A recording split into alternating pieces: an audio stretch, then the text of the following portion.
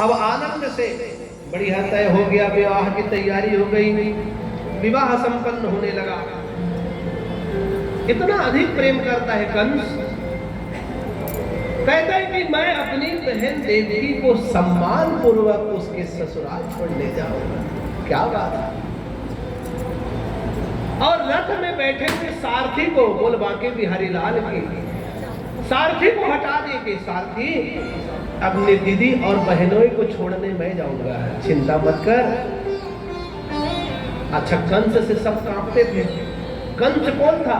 दुष्ट काल ने में ही, असुर काल ने में ही कंस के रूप में जन्म लिया।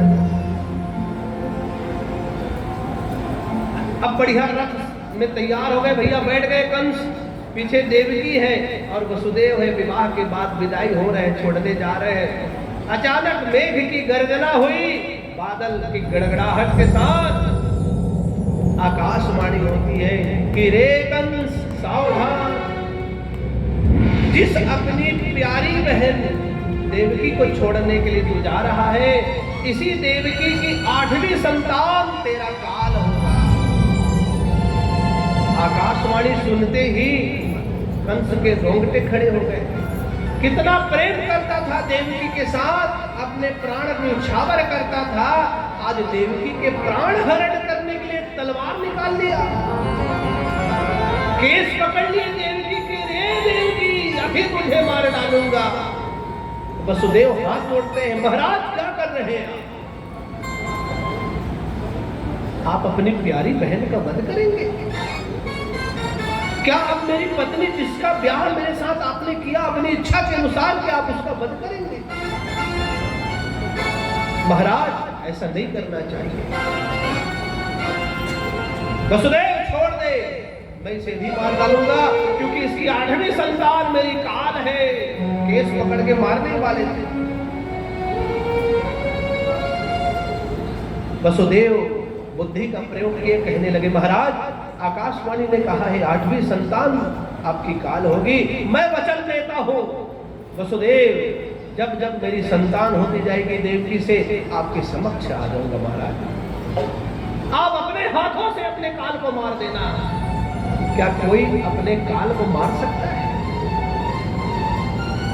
कंस को लगने लगा वसुदेव झूठ नहीं बोलते, छोड़ दिया देवकी को। इतना प्रेम, इतना दुलार, इतना स्नेह करने वाले भाई ने देवकी को मारना चाहा, अपनी बहन को मारना चाहा, छोड़ दिया। आश्वस्त होकर के रथ से उतर गए। बस वही दिन ले आज तक कोनो भाई है कार में बैठ के नहीं जाए बहनी से कभी रखा थोड़ी हो जी, देखिए ना ठीक बोला तो नहीं दीदी हो। कोनो भाई है आज तक कभी आपके संग में आए तो आगे सीट खाली बैठ जाएगी थी, धक्का दे देते, गुड़ पानी पिया देते। छत्तीसगढ़ में परंपरा है ना भैया। और एक हाँ तो लगा थे बैठाक देख ले,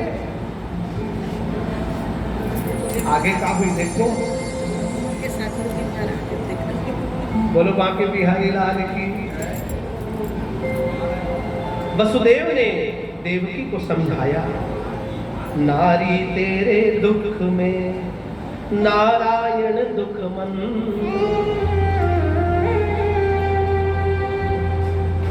नारी तेरे दुख में नारायण दुख मंत्र, रो मत तेरी कोख में आएंगे भगवान। चिंता मत कर, हरि आने वाले हैं, क्यों रो रही है? समझाया वसुदेव ने। अब इधर वसुदेव जी लेके चले गए देवकी को, अपने वचन दिया है। समय बीतने लगा, वसुदेव जी देवकी का प्रथम पुत्र हुआ। वचन के अनुसार वसुदेव महाराज पहुंच गए। महाराज कंस, लीजिए, मैंने कहा था ये हमारी प्रथम संतान है। कंस के हृदय में भाव जगता है, अरे आकाशवाणी ने तो कहा था 8वीं संतान है, पहली है, इससे क्या है, ले जा वापस। तूने अपना वचन निभाया, प्रसन्न हो गया। देखो कंस पहले से डर है, 8वें से डर है, पहले से क्या डर है? वापस भेज दिया प्रथम संतान को वसुदेव जी के हाथ में। इतने में नारद मुनि आ गए, नारायण नारायण कमल के फूल धरे, और कमल के फूल लग घुमा हुए कहा कंस ये बता रहे एक पहला कौन सा तो आठवां कौन सा रहेगा, इसमें प्रथम कौन सा है और अष्टम कौन सा है, कंस बता पाओगे क्या? ऐसा घुमाया और नारायण नारायण बोल के उड़ गए, कुछ नहीं बोला है। इसकी बुद्धि चकरा गई, अरे कहीं पहला ही आठवां ना हो जाए। अरे बुला वसुदेव को बुलाया वसुदेव को, प्रथम संतान को पकड़ा और दीवार में पटक के मार दिया। बोलवा के बिहारी क्रम से 1 2 3 ऐसा क्रम से संतान को मारते गए। इधर भगवान अब आने वाले हैं। 6 संतानों का वध कंस ने कर दिया देवकी वसुदेव की। 7वां गर्भ स्थापित हो गया। भगवान जगत नियंता जगदीश्वर योग माया का आवाहन किए। हे योग माया, हे विंध्यवासिनी तू आ। योग माया का आवाहन किया भगवान श्री हरि ने और कहा कि हे योग माया, तुझे मैं संकेत करता हूं, एक कार्य तुझको करना है। नंद गोप गृहे जाता यशोदा गर्भ संभवा तत्सतो नाशयिष्यामि विंध्याचल निवासिनी। मंत्र कहां गए सब? दुर्गा सप्तशती मार्कंडेय पुराण का एक मंत्र है, पंडित जी लोग नवरात्रि में पाठ भी कर रहे हैं। योग माया को भगवान ने कहा कि योग माया,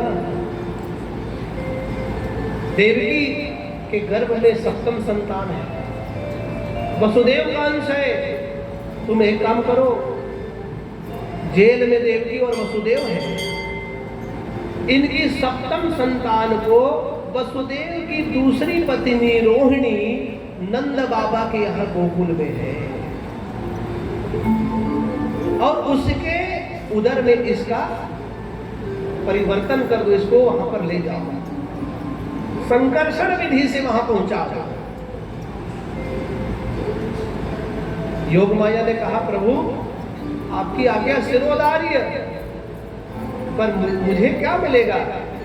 अरे चिंता मत कर, तो यशोदा की बेटी के रूप में जन्म लेगी, मेरी बहन कही जाएगी, और धरती लोक में मनुष्यों के कार्य सिद्ध करने के लिए विंध्यवासिनी के रूप में विराजमान होगी। बोलो विंध्यवासिनी मैया की। वही योग माया यशोदा गर्भ संभूता, यशोदा के गर्भ से जन्म लिया। माता योग माया ने वैसा ही नारायण जैसा कहे वैसा किया, और देवकी के 7वां गर्भ को रोहिणी के गर्भ में पहुंचा दिया भैया योग माया से। इधर समाचार फैल गया, अरे देवकी का 7वां गर्भ स्खलित हो गया। अब भगवान का आगमन होना है बंधुओं। भगवान की स्तुति करने लगे ब्रह्मा आदि देवता, हे प्रभु अब धरती में आप आने वाले हैं, देवकी का 8वां गर्भ के रूप में आपका प्राकट्य होने वाला है। सत्य व्रतम सत्य परम त्रिसत्यम सत्यस्य योनिम निहितं च सत्ये सत्यस्य सत्यम मृत सत्य नेत्रम सत्यात्मकम त्वां शरणं प्रपन्ना।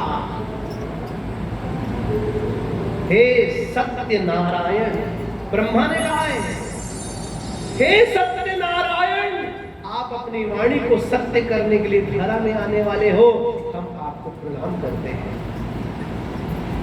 भगवान प्रसन्न हो गए, और सबके देखते ही देखते भगवान नारायण चतुर्भुज में शंख चक्र गदा से युक्त होकर के कारागृह में प्रकट हो गए। बोलो यज्ञ नारायण भगवान की। और कारागृह में प्रकट होकर के कहने लगे कि हे देवकी और वसुदेव, तुम याद करो पिछले जन्म में तुम कृष्णा और सुतपा नाम के प्रजापति थे, उसके पहले तुम कश्यप और अदिति थे।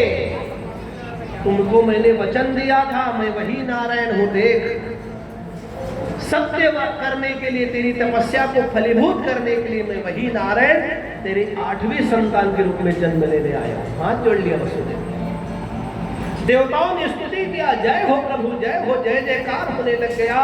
और सबके देखते ही देखते भगवान श्री हरि देवकी के उदर में प्रवेश कर गए भैया।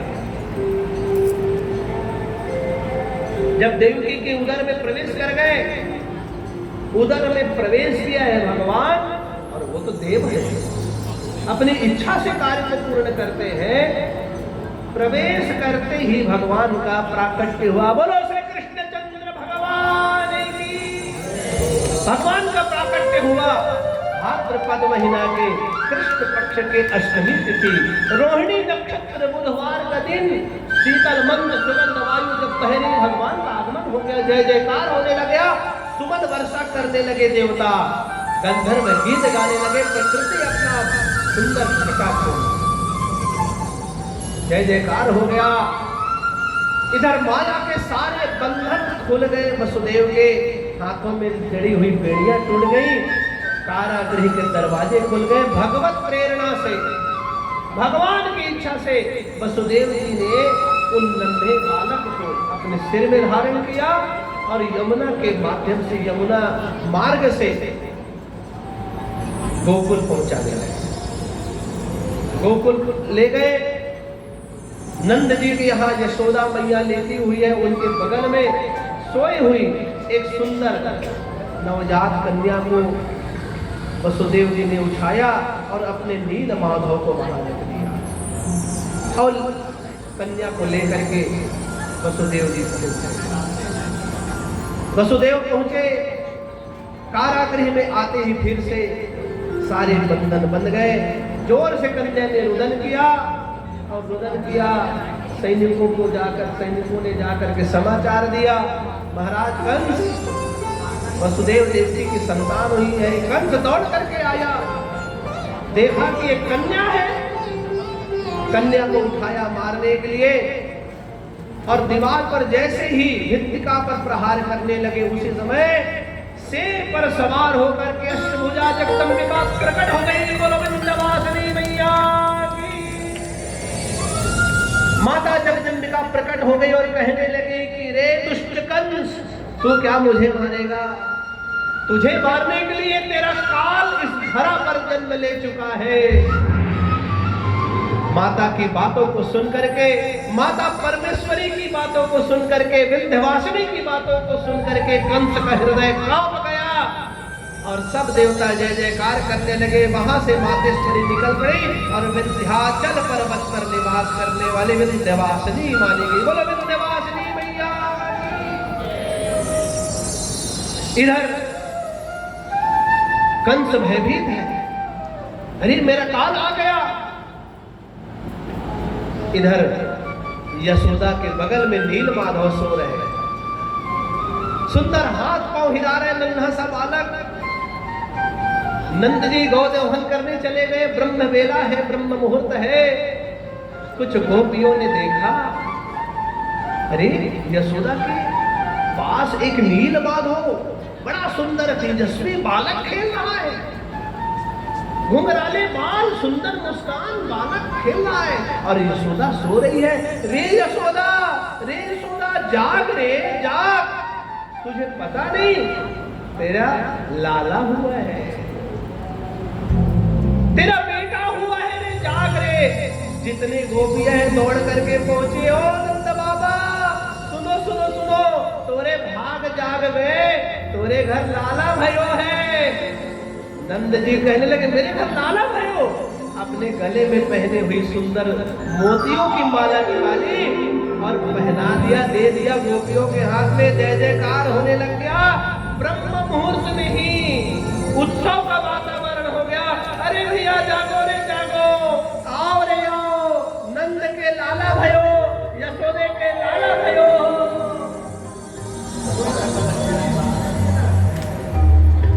बोलो बाके बिहारी लाल की, नंद के लाला की, और मुकुंद भगवान की। झूम के नंद के लाला भयो जय।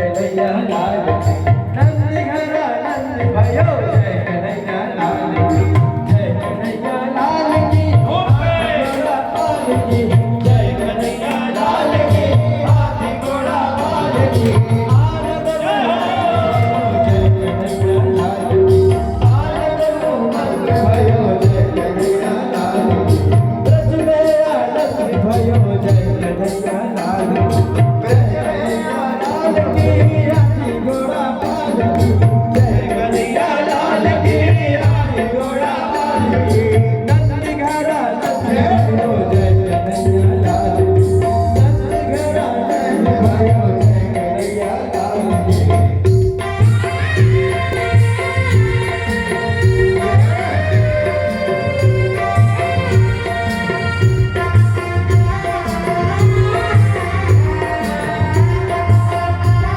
भूख के आनंद से भूखने हुए भगवान का दर्शन हो गए।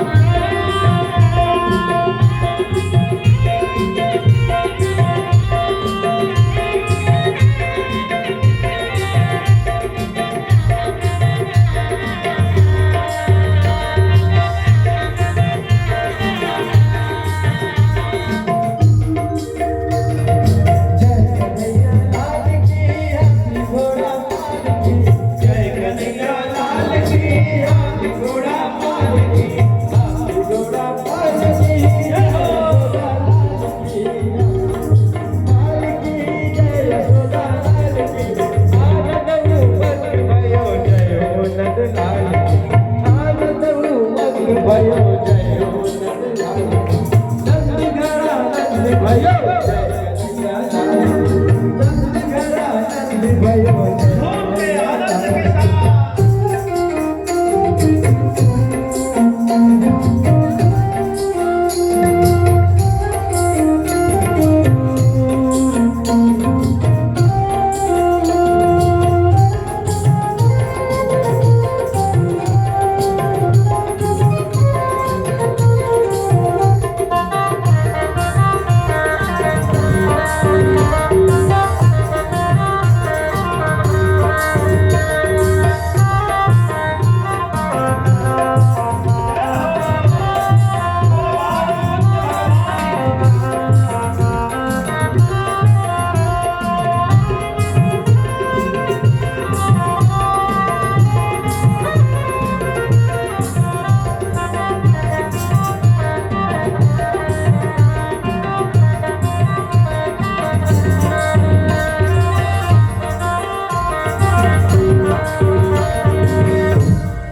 बोलो कृष्ण कन्हैया लाल की जय हो कारी कमली वाला मेरा यार